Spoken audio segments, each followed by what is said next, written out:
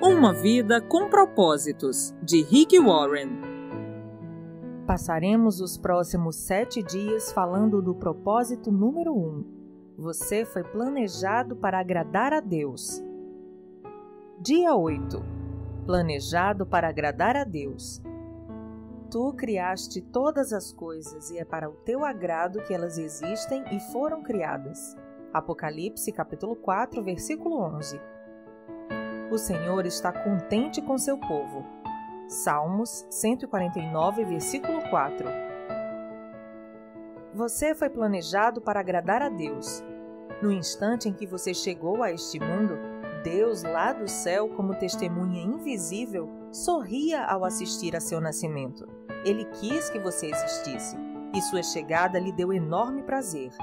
Deus não precisava criar você, mas decidiu criá-lo para a satisfação dele. Você existe para benefício, glória, propósito e prazer de Deus. Dar satisfação e viver para o prazer de Deus é o primeiro propósito de sua vida. Quando você entender plenamente essa verdade, jamais voltará a se sentir insignificante, pois isso prova o valor que você tem.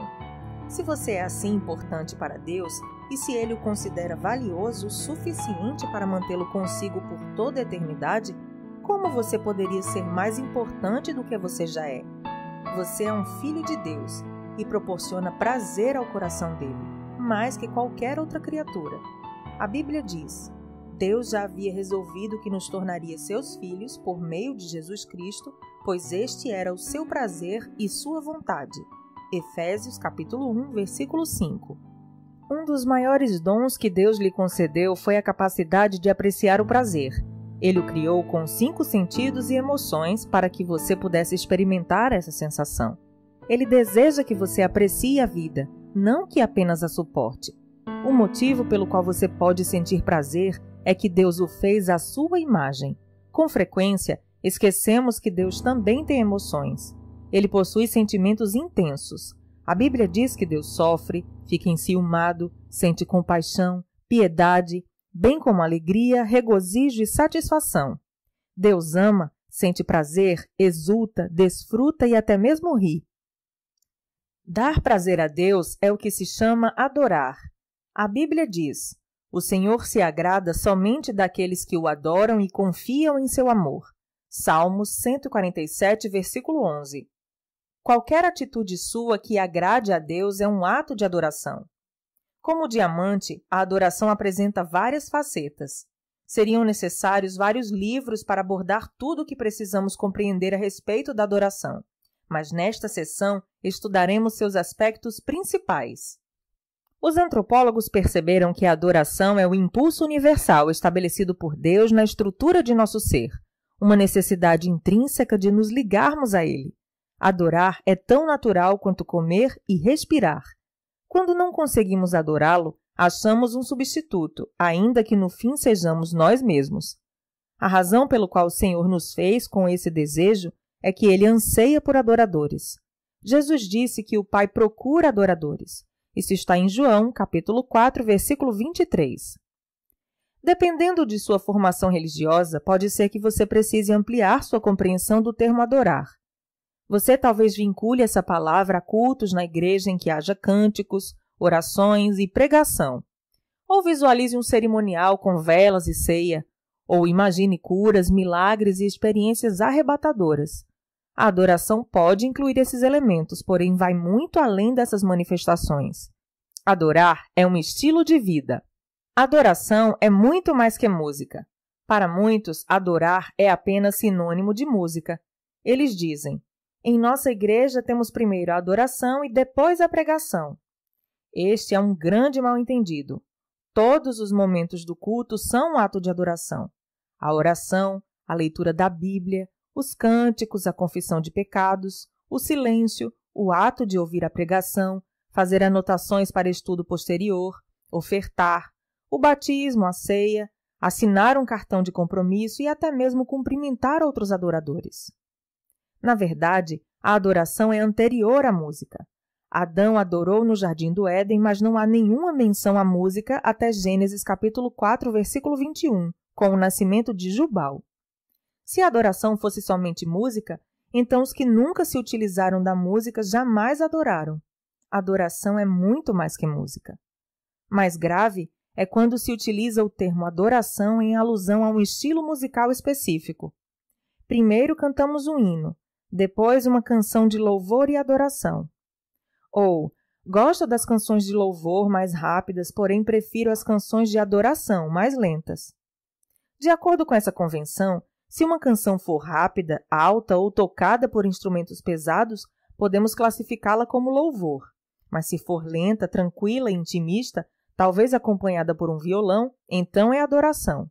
Esse conceito de adoração com relação à música é equivocado, embora seja muito comum. A adoração não tem nenhuma relação com o estilo, volume ou andamento da música. Deus ama todos os tipos de música porque Ele inventou todas elas, rápidas e lentas, altas e suaves, antigas e modernas. É provável que você não goste de todas, mas Deus sim.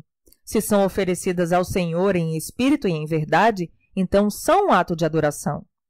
Os cristãos frequentemente discordam do estilo de música a ser utilizado na adoração, defendendo com entusiasmo seus estilos preferidos, como se fossem os mais bíblicos ou mais reverentes. Mas não existe um estilo bíblico. Não existem notas musicais na Bíblia. Hoje, nem mesmo temos os instrumentos utilizados nos tempos bíblicos. Para ser sincero, o estilo musical que você prefere diz mais sobre você, sua formação e personalidade do que sobre Deus. O som de um grupo étnico pode soar como um barulho para outro grupo, mas Deus gosta da variedade e aprecia todos os estilos. Não existe nada que possamos definir como música cristã. Existe apenas letra cristã. É a letra que torna uma canção sagrada, não a melodia. Não existem melodias espirituais. Se eu tocasse para você uma música sem a letra, não haveria como saber se é ou não uma canção cristã. A adoração não é para benefício próprio. Como pastor, recebo bilhetes dizendo: amei a adoração de hoje, foi muito bom para mim. Esse é outro mal-entendido a respeito da adoração. Ela não é para o nosso benefício. Quando adoramos, nosso objetivo é agradar a Deus, não a nós mesmos. Se você alguma vez já disse: não aproveitei em nada a adoração de hoje, então você adorou pelos motivos errados. A adoração não é para você, é para Deus. Claro que a maioria dos cultos de adoração contém elementos de comunhão entre os irmãos, edificação e evangelização. E existem benefícios na adoração, mas não adoramos para nossa satisfação. Nossa motivação é glorificar e agradar ao Criador. No capítulo 29 de Isaías, Deus reclama de uma adoração hipócrita e sem entusiasmo. O povo estava oferecendo a Deus orações repetitivas, louvor falso, palavras vazias e rituais humanos sem que o significado fosse levado em consideração. O coração de Deus não é tocado por uma adoração meramente tradicional, mas por paixão e compromisso. A Bíblia diz: esse povo se aproxima de mim com a boca e me honra com os lábios, mas o seu coração está longe de mim. A adoração que me prestam é feita só de regras ensinadas por homens. Isaías capítulo 29, versículo 13. A adoração não é parte de sua vida, é sua vida. A adoração a Deus não se limita aos cultos na igreja, pois nos foi dito: estejam sempre na sua presença. Salmos 105, versículo 4. E cantem glórias e louvem ao Senhor desde o nascer até o pôr do sol. Salmos 113, versículo 3. Na Bíblia, as pessoas louvavam a Deus no trabalho, em casa, na batalha, na prisão e até mesmo na cama. Louvar deve ser sua primeira atividade, assim que abrir os olhos pela manhã, e sua última atividade ao fechá-los à noite. Davi disse: eu darei graças ao Senhor o tempo todo. Minha boca sempre o louvará. Salmos 34, versículo 1. Cada atividade pode ser transformada em um ato de adoração quando realizada para louvar, glorificar e agradar a Deus. A Bíblia diz: assim, quer vocês comam, bebam ou façam qualquer outra coisa, façam tudo para a glória de Deus. 1 Coríntios, capítulo 10, versículo 31. Lutero disse: um ordenhador pode tirar o leite das vacas para a glória de Deus. Como é possível fazer tudo para a glória de Deus? Fazendo tudo como se estivesse fazendo para Jesus e mantendo uma conversa contínua com ele durante a atividade. A Bíblia diz: tudo o que fizerem, façam de todo o coração como para o Senhor e não para homens. Colossenses capítulo 3, versículo 23.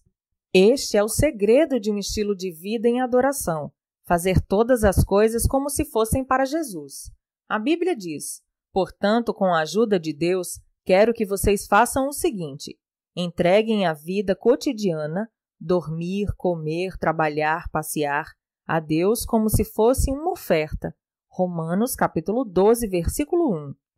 O trabalho torna-se adoração quando você o dedica a Deus e o realiza consciente de sua presença. Logo que me apaixonei por minha esposa, pensava nela o tempo todo. No café da manhã, dirigindo para a escola, assistindo às aulas, na fila do supermercado, abastecendo o carro, eu não conseguia parar de pensar nessa mulher. Constantemente falava comigo mesma a respeito dela e ficava pensando nas coisas que eu mais amava nela. Isso me fazia sentir perto de Kay, mesmo quando estávamos separados por vários quilômetros e frequentávamos faculdades diferentes. Pensando nela constantemente, eu estava permanecendo no seu amor. A verdadeira adoração reside nisto: apaixonar-se por Jesus. Dia 8. Pensando sobre o meu propósito de vida. Tema para reflexão: fui planejado para agradar a Deus. Versículo para memorizar: o Senhor está contente com seu povo. Salmos 149, versículo 4. Pergunta para meditar: que tarefa simples eu poderia começar a fazer como se fosse diretamente para Jesus? Até o próximo áudio.